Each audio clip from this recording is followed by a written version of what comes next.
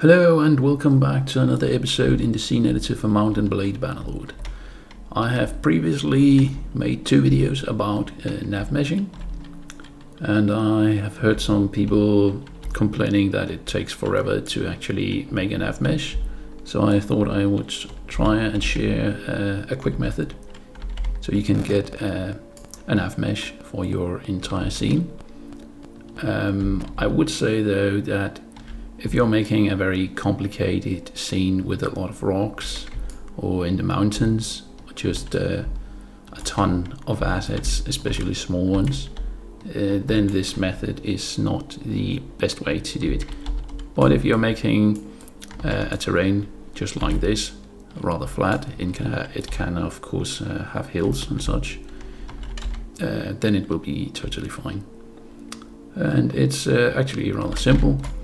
All you have to do is go up to the navigation mesh, click it, go into generation tools and generate grids.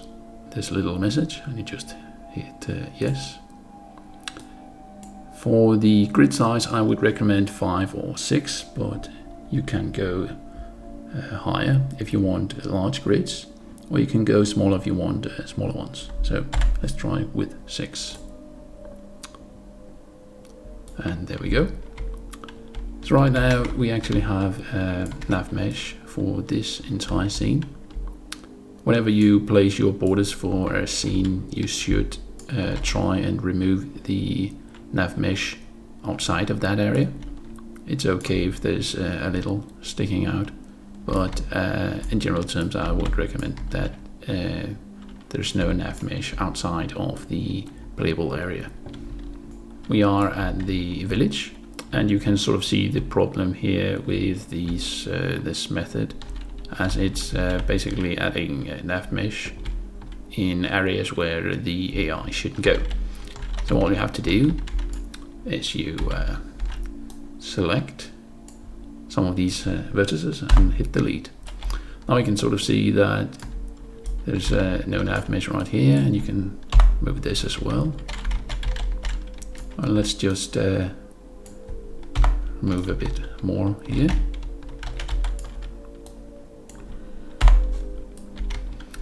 So, and I guess you can sort of guess why it's rather important that your scene doesn't have too many details when it comes to this method, because you will spend a lot of time trying removing navmesh. If you encounter vertices like this, do not be troubled. All you have to do is go into debugging tools, and then you select the remove unused vertices, and you can see it disappeared.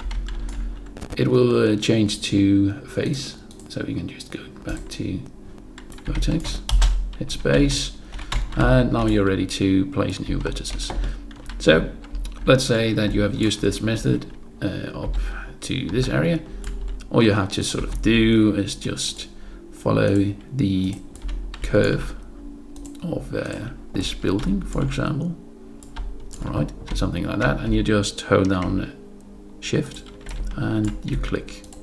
You can sort of see that it's automatically creating these areas. Now in this case you can see I hold down, and you can sort of see that it actually tries to add navmesh inside here, because it's trying to create a square. If you don't want that, hit space again, hold down control and select the 3 vertices and hit fill. Now it's a triangle instead. So we do something like this,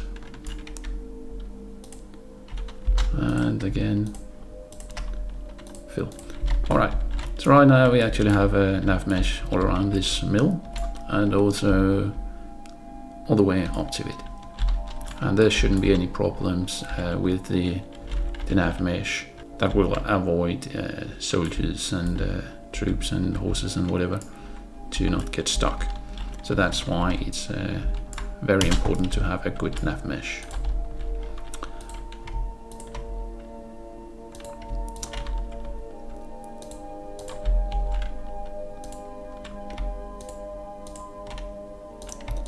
So as you can see, it may look like it will take a lot of time, but it's actually not that bad, I would say.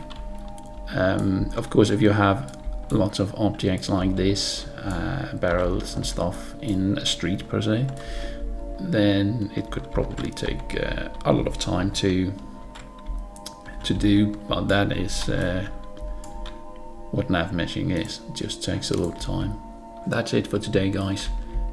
Feel free to use this method, and of course, let's say you are making a very complex area like this, you could have smaller grids, but you just have to remember that it would also increase the amount of grids outside of that area.